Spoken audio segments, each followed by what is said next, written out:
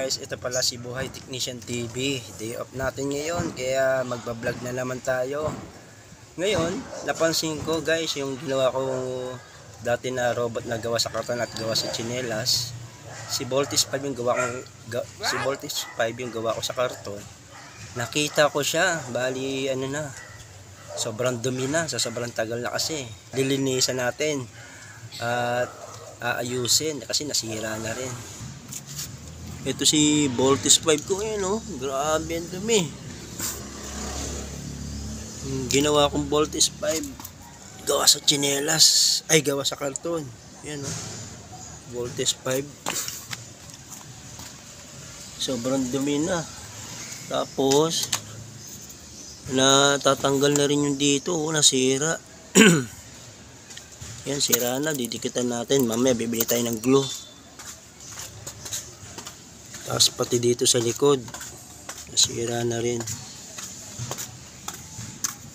Kasi ito yung dumi na to, yung nagpalit pala tayo ng bubong, yung yero.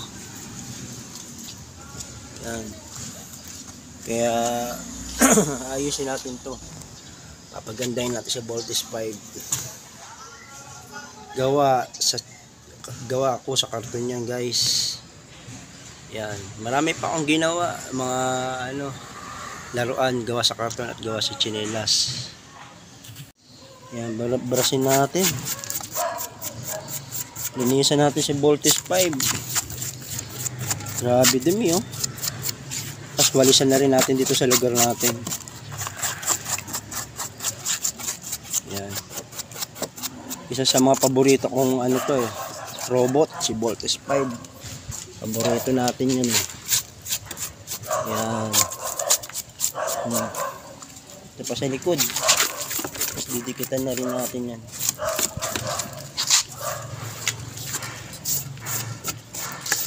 Didikitan natin ng glue gun. Mamaya bibili tayong glue gun.